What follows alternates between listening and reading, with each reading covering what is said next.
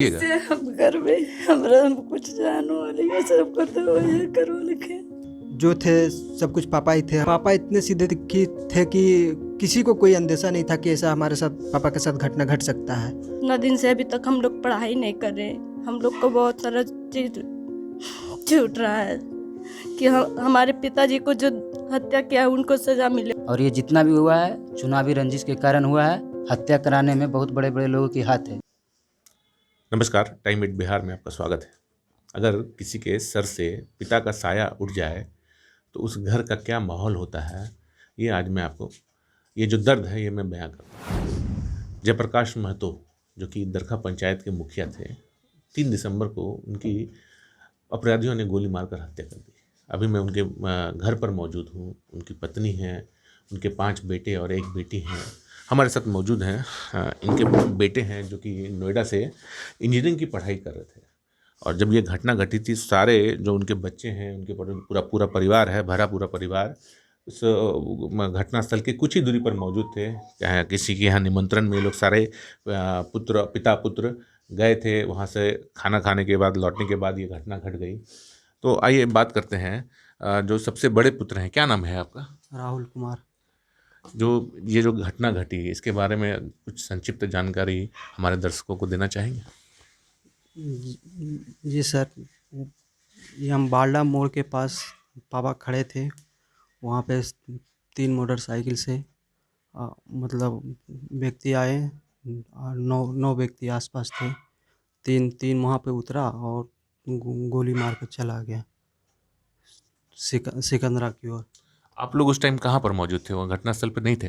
जी घटना स्थल पे थे, लेकिन वे अकेले खड़े थे। मैं साइड में सब खड़े थे और बहुत सारे गांव के भी थे वहाँ पे।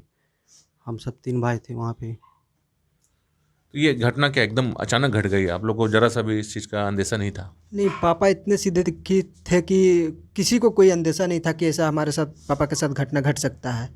और पापा फ़ोन किए थे कि चलना है नानी घर निमंत्रण में, तो हम लोग तीनों भाई गए थे।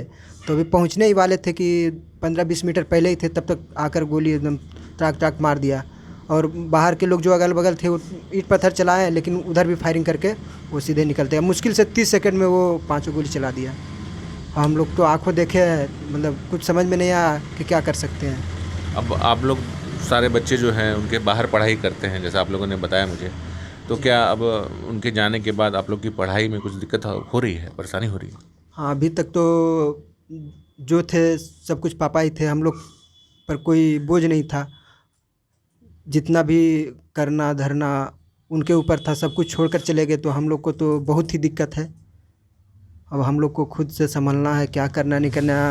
हम लोग तो सब दिन बाहर में रहते थे, कुछ उतना जानते थे नहीं कि सामाजिक रूप से नॉलेज, ना ही इनकम का कोई स्रोत है हम लोग के फैमिली में अभी तक कि हम लोग बाहर फिर से जाकर पढ़ाई कर सके, अच्छे से रह सके। पुलिस कार्रवाई कर रही है।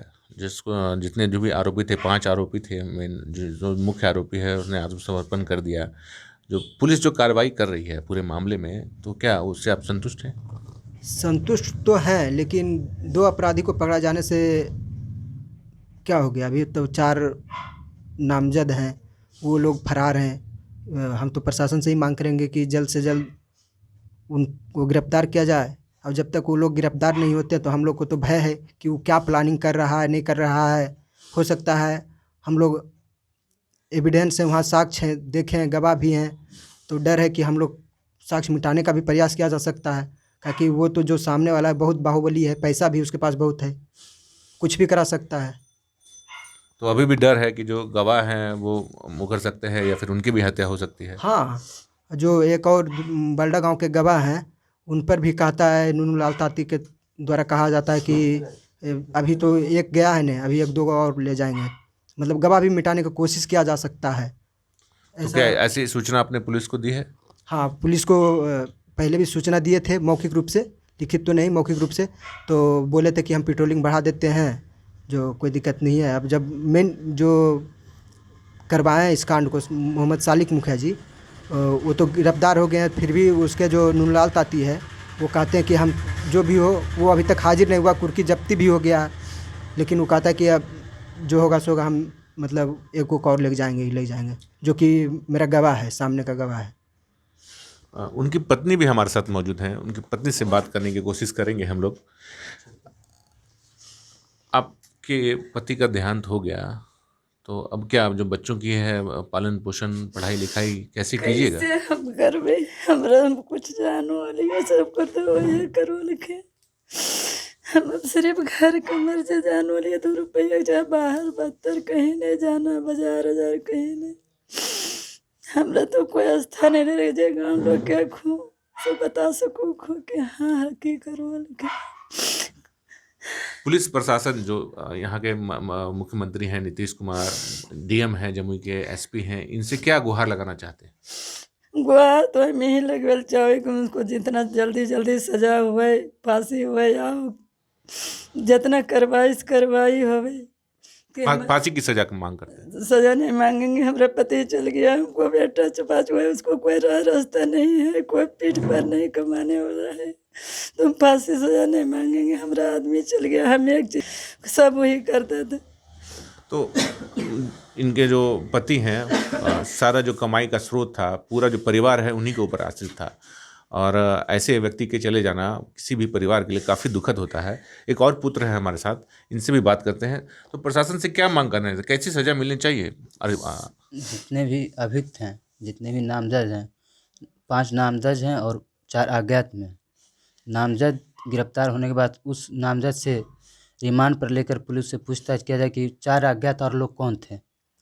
वो लोग भी जो शूटर थे, उसका एक जावेद भाई जिसने कबूला है कि हम लोग भाई के इशारा पर ही ये सब करा, बंगाल से शूटर है, उस शूटर को भी मंगा कर पूछताछ किया जाए और स्पीडी ट्रायल करवा कर फांसी की सजा तक ग्रामीणों का सपोर्ट मिल रहा है? जो आपके रिश्तेदार हैं वो लोग सपोर्ट कर रहे हैं आपको? ग्रामीणों का सपोर्ट तो बहुत है सर, क्योंकि मेरे व्यक्ति किसी अपराधी छवि के नहीं थे। एक सामाजिक, आज से नहीं, लगभग 40 साल से पिताजी सामाजिक सेवा कर रहे हैं। कहीं भी किसी ग्रामीण से आप पता कर सकते हैं, ना किसी से लड़ाई झगड़ा, ना किसी का पैसा बेईमानी करना, ना किसी तरह का पंचायती में किसी के एक तरफा दबाव बनाना, किसी तरह का आज तक नहीं किए हैं। इसी अंदेशा से ही अगर आज तक कुछ भी मेरे पिताजी के साथ किसी से दुश्मनी रहता तो आज मेरे पिताजी सतर्क रहते हैं, ऐसी घटना नहीं होती। और ये जितना भी हुआ है चुनावी रंजिश के कारण हुआ है। क्या ऐसा कभी महसूस नहीं हुआ था उनको कि उनकी जान को खतरा है, या फिर ऐसा कुछ हुआ हो जिसके लिए वो प्रोटेक्शन के लिए की मांग की हो पुलिस से? यहाँ एक बार थी वहीं पे जहाँ पर जिस समय चुनाव काउंटिंग हो रही थी, उसी समय थोड़ा सा बोला था, तो पिताजी ने मौखिक ही सिकंदरा थाना, जिस समय सिकंदरा थाना था उस समय उनमें बोले थे कि ऐसा ऐसा बात है।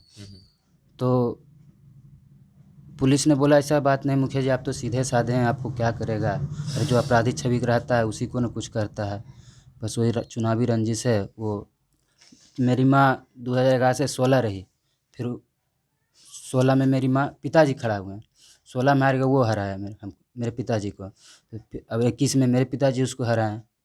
वो किसी के इशारे पर ही, इसमें बहुत बड़े बड़े लोगों के हाथ है, हत्या कराने में बहुत बड़े बड़े लोगों के हाथ है, जहाँ तक मुझे मालूम है। ठीक है। उनकी एक बच्ची भी है। आप आगे आइए, आप आगे आइए थोड़ा सा। तो पिताजी, आप यहीं गांव में ही रहते थे पिताजी के साथ ही, तो पिताजी क्या मिस करते हैं? पिताजी की कोई ऐसी बात जो हमेशा आपको खटकती हो कि पिताजी होते तो अच्छा रहता? क्या महसूस करेंगे, उतना दिन से अभी तक हम लोग पढ़ाई नहीं कर रहे, हम लोग को बहुत सारा चीज छूट रहा है। नीतीश जी जो मुख्यमंत्री हैं उनसे क्या कहना चाहते हैं आप? उनसे हम क्या चाहेंगे कि हमारे पिताजी को जो हत्या किया उनको सजा मिले, और क्या, हम लोग के पास कोई अवस्था नहीं है अब। तो काफ़ी गमगीन माहौल है इनके परिवार का। यहाँ पर आकर मेरी भी आंखें भर आई, क्योंकि ये पूरा परिवार, अगर किसी के भरे पूरे परिवार का जो मुखिया होता है वो अगर गुजर जाए तो परिवार पर क्या बीतती है ये बयां करना बड़ा मुश्किल है। अभी तो काफ़ी गमगीन है। जो इनके पुत्र हैं वो कह रहे हैं कि चुनावी रंजिश का अंदेशा पहले से भी था उनको शायद किसी ने धमकाया भी था, उन्होंने पुलिस से शिकायत भी मौखिक की थी।